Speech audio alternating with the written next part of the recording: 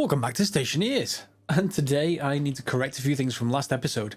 First of all, I've got a few things just to get going. Just get this in here, and yes, pressure regulator.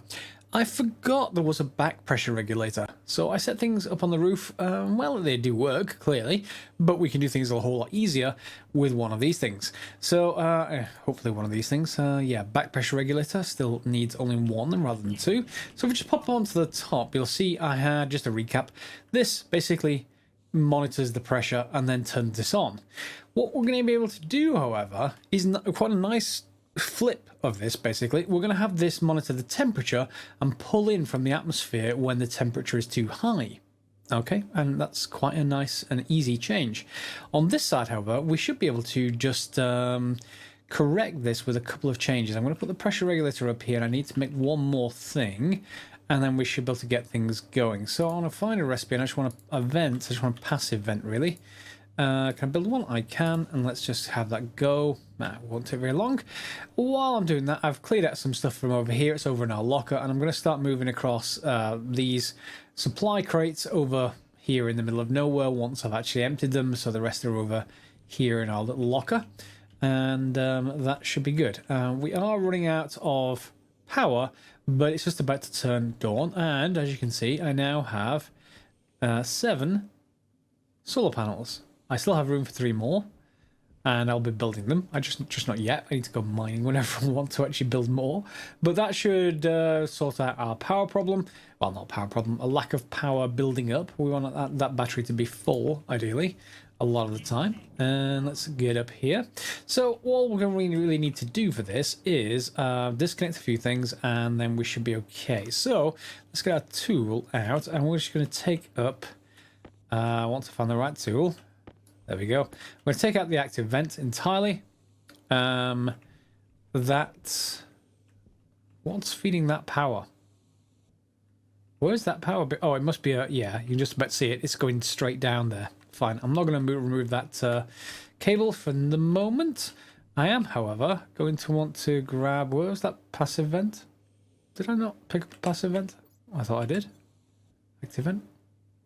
Did I just drop it somewhere? It's in my inventory. Oh, there it is. Okay. I was going to say. And then we're also just going to get rid of the sections. Yeah, let's just get rid of both of you. Go over here for now. And we're going to want to have, I think, put the passive vent right here. Now, I don't want to do it right now because that will cause a few issues in that it will depressurize the entire area down there. So we're just going to take up a piece of pipe, a couple of pieces of pipe, and then we are going to set up our back pressure regulator, and that is going to be facing, let's just make sure it's facing outward. Let's get this facing the right way over here first of all, and then rotating. I might have to use the manual rotate options. There we are. And of course it's going to be on the wrong side. That's just pretty normal.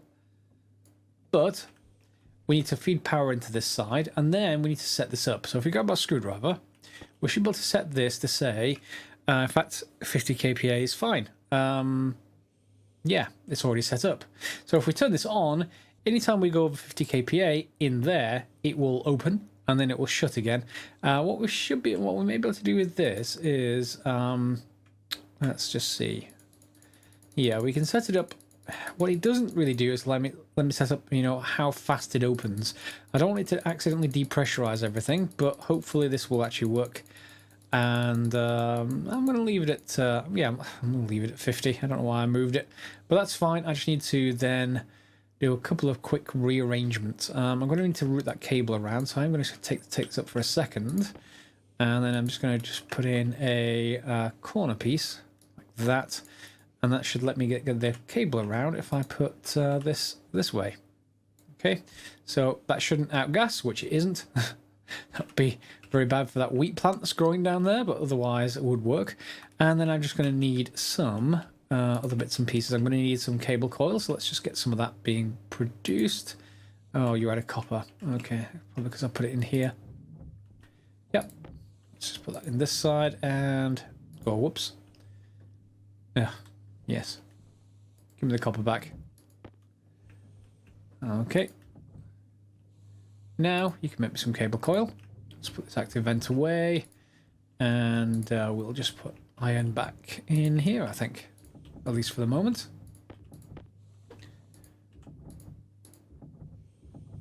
Okay, and that should be more than enough. Let's grab all the cable coil. 8 should be fine. Okay, and then let's just bring that around. 1, 2,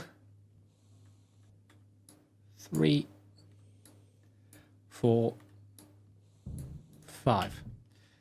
Okay, pressure regulator on. And that should be automatic. That is letting stuff out. I really hope. Let's just take a look. I've not killed my my plants already, have I? Pipe network. Okay, let's grab this. So it's 2.7 kPa, i.e. that's just the external atmosphere. And what is it on this side? YUNA. Oh, the valve. That's why. Okay, fine. Yeah, we just need to remove the valve now. We no longer need that. I suppose we could leave it as in a shut-off, but that is just something. Let's make sure to double-click. People are saying, yes, this is inherently unsafe because I have to double-click every time, but I am going to remember that. You can see the pressure here is 33 kPa. So if I turn this off, the valve now, it shouldn't depressurize us. So, yeah. Everything's flowing backwards this way. It should flow into that pipe right there, but it shouldn't really be flowing outwards. You'll see some there. I'm not sure why that's showing. We shouldn't have that as an issue. But is it clearly? Yeah, it is clearly depressurizing. So I don't think I don't think there's a, well, I think there may be a problem there. Okay, 29, that's definitely stopped. Huh. Have I got the back pressure regulator set wrong? I don't think I did, unless I built a pressure regulator. Let's just double check. Whoops. Oh no. Oh no, I shouldn't have done that. Should not have done that. It's going to let out all of this air. Never mind. We can always add more. That's not a problem. Right, what was I going to say? Yes, this is a pressure regulator, and that is not what... I knew I'd ended up building the thing wrong. We want a back pressure regulator, okay? All right, let's try that again. Back pressure regulator. Okay. Now, it should only open once it actually hits 50 kPa. It's not nearly as powerful as a pump. That will rapidly depressurize an area, but this is actually pretty good by itself, so let's turn that on, and we should see that that is not causing a problem. Good. That's that setup when I don't build it incorrectly. And yes, now I've depleted 2 of the 3 sort of things I need to do in there. So what we need to do potentially is just feed in some air just to keep this nice and pressurized. Although as soon as we do that, things are going to be a little bit cold in there for that plant. So I just want to make. I think that plant's actually ready to harvest now. So let's go and grab that, and then we can hopefully get everything set up. So now I want to double click going in. And yes, I'm demonstrating the fact that, yep, it is dangerous, and I do forget. So in here, you'll see it's at 21 kPa. We need to improve that. This is ready to harvest, so let's just harvest both pieces of wheat, just so, because this is going to be gold. There we go, and we'll put that in. And we just need to build up the atmosphere in here again. Now, if you remember, I just filled it with atmospheric content from using one of those small canisters. That works perfectly well, but so too can we actually just read the pressure and then just open it up manually outside. So let's cycle this and press once on the way out. And down you go. Okay. You can see the battery's already building up. And now what we actually want to do with this is set inward. So the current flow is outward. Okay, so this is a pressure release. What we actually do want to do is change that over so that it will increase the pressure. And my backpack's just gone off. I just need to swap that around. So it will basically increase the pressure to the one we want before we change it over to a temperature system. It's just going to be a temporary thing. So let's just grab and reorganize some of this stuff. Let's go on my backpack. There we go. And swap out the lights. There we go. And there we go. Okay, just because it's heading towards dusk. All right, so this one is comparing the greenhouse pressure reader to the maximum pressure. and it should be turned on when this is when it's greater. Instead, all we need to do is change that to be lesser, and then it should basically pressurize the inside of our greenhouse for us. So if I just grab this and just change it to less than, that should change to 1. This is turned on, and now it should start. Here's our reader. You see the pressure is building. So that's the inside of the greenhouse right now. It's going to be quite cold, but that's fine. And it should shut off in a second. Off it goes, and it's up to 54, 55. It'll equalize around there. So that is that. Now, I just want to turn off the logic writer for now, because we're just going to switch this over to temperature. So instead, all we need to do is change the logic reader to read from the gas sensor, but instead of reading pressure, we need to tell it to read temperature. So right now it's 295. It's Kelvin. So if you want to know what the conversion is, I'm going to do Kelvin to Celsius, because Fahrenheit is just strange by comparison to Kelvin.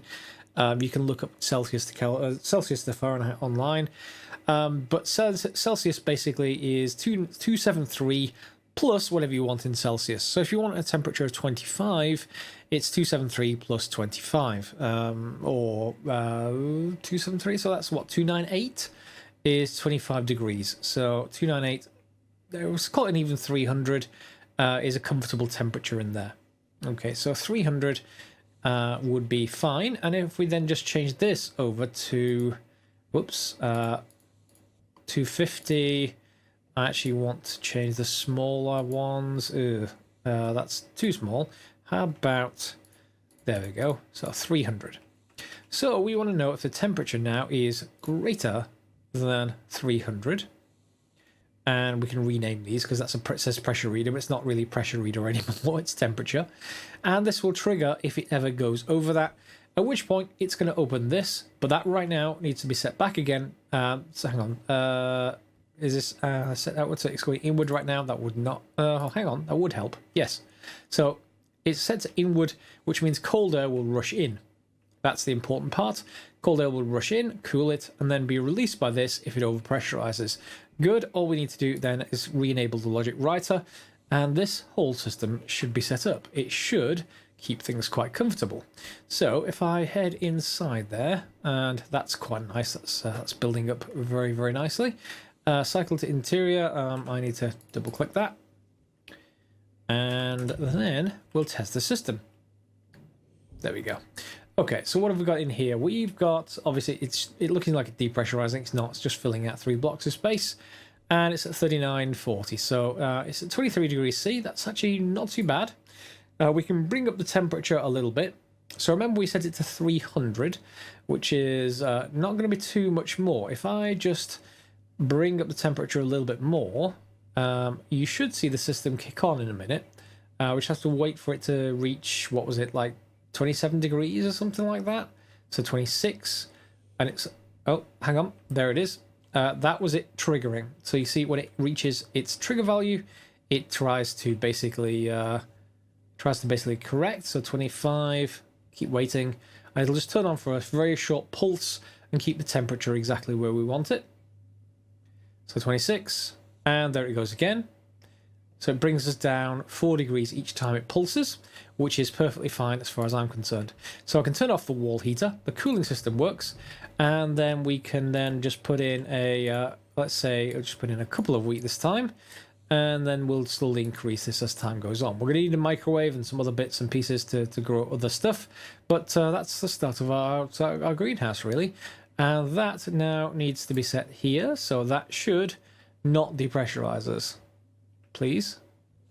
Yep, it's keeping it 50 kPa, but as soon as I go out here, it is going to increase the 50 kPa, which should trigger that out system. So if I just cycle to exterior once, and if you just watch up there, as soon as it starts to pressurize, it should start releasing.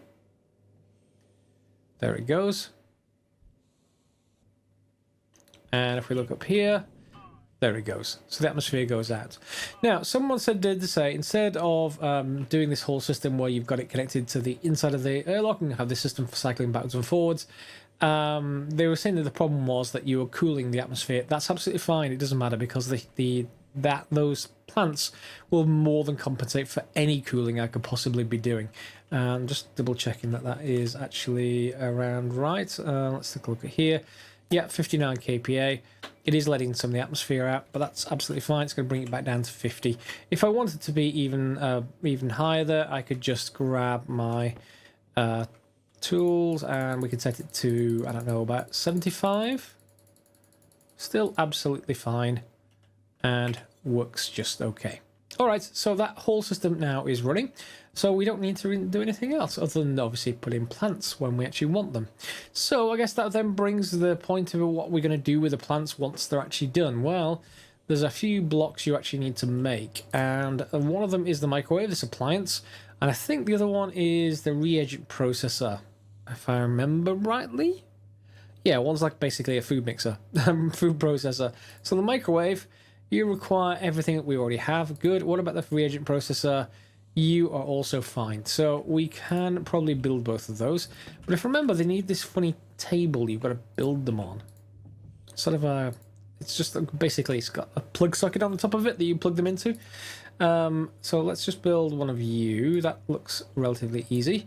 It will take a... Oh wow, that actually takes a little bit of time. But we've got the power available, so I'll skip forwards until that's done. I'm going to print off the reagent processor and I'm going to print off the microwave, and then we'll have a look at what the bench is that you need to actually print it onto. I can never remember the name of it. Is it here? Kits. I may need to look through this if I'm not. Can't remember what it's actually called. Maybe it's in here. So it's sort of a bench, maybe? Workbench? No.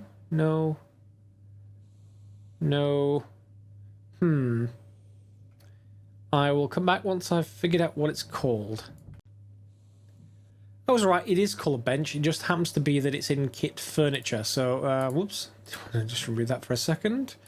Let's just put these away here. And we're just going to need to grab everything out of there again. And mainly the iron, I think. Yeah, iron and copper. Hopefully I've got enough copper for this. Do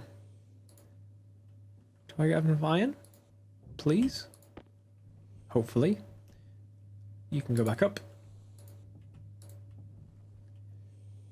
Yeah, we got enough. Good. And I'm going to change that over. That's going to take a little while.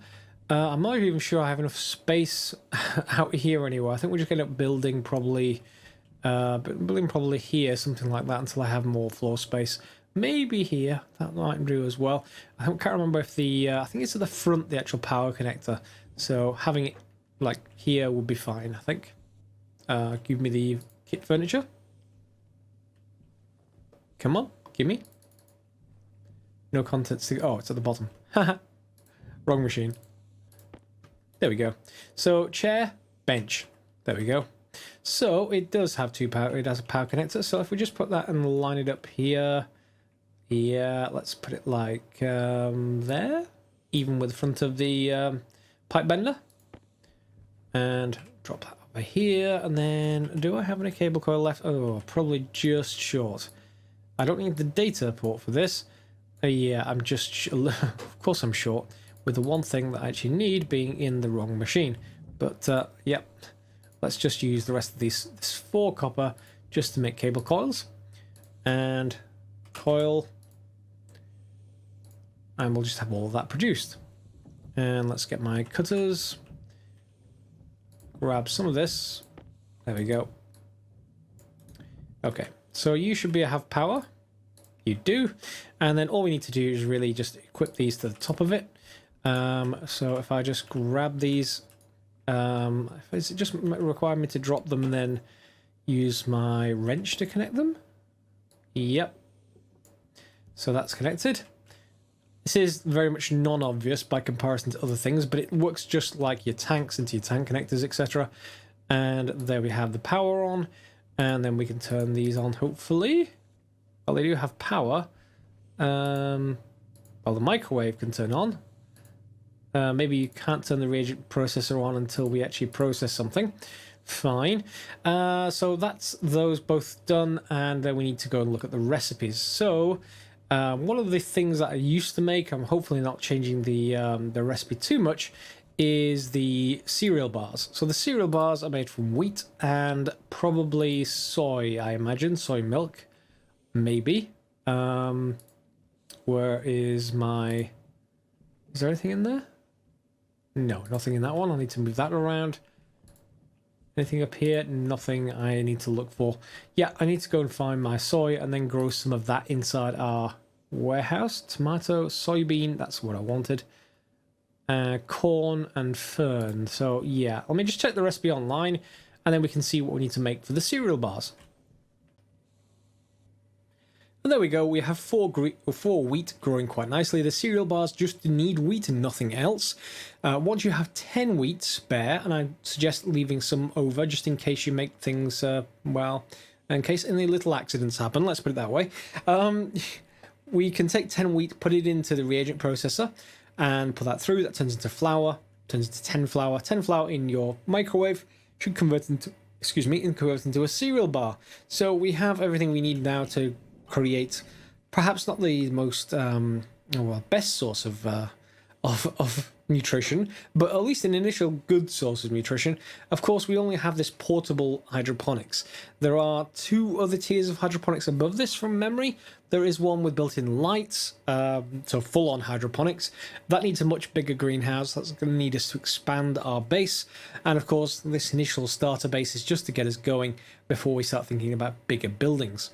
So, and then there's like a vending machine hydroponics for full automation. That's amazing. But oh, there it goes. It's clearly cooling the system and everything is working. So clearly those plants are kicking out heat. And yeah, we can always tell what is inside here just quickly by taking a look here. And the temperature is quite nice. It is guarding against the overpressure. Overpressure was set to, was it 80? 75. So this is open and on right now, so it should be depressurizing and that will work fine. Okay, so I've got renewable food going. I've got an atmospheric refill chamber. We've got obviously plenty of mining, plenty of power. Where do you want to see this thing going next? Maybe put your comments down in the comment section below, and you know, we can have a sort of a look at things and see how well it goes. And this cooling system has having to trigger quite a bit.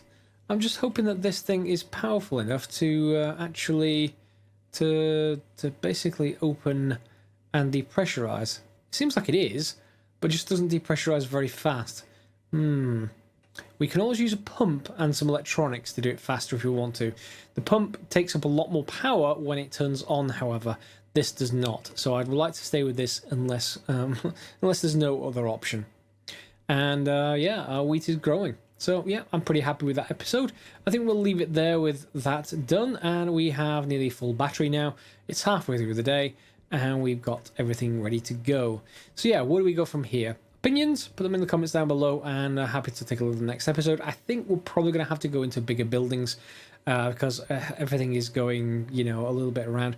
Well, one of the things we need to do fairly soon is look at other alloys. And again, we can go with the same kind of approach to get started. Chuck stuff in the top when it's nighttime, or at least have a chamber that's completely enclosed. Probably vacuum, because what it was doing previously was heating up the atmosphere around it. If it's in vacuum, it can't heat up the atmosphere around it because there is none. Or similarly, you could put it inside of a block later with inputs and outputs via ductwork. But we're not going to get there right away, so we need to probably start thinking about making the other alloys. To make the other alloys, they all require different pressures and temperatures, ranges. So there is sort of a range that works for like 3 of them. And then there's another couple of which are really quite annoying to make. But yeah, I'm pretty happy so far. Got a nice little starter base. If you enjoyed the episode, feel free to give it a thumbs up. Let me know if there's any problems, as you normally do, in the comments down below. And we'll see you next episode for some more Stationeers. As always, guys, thanks for watching,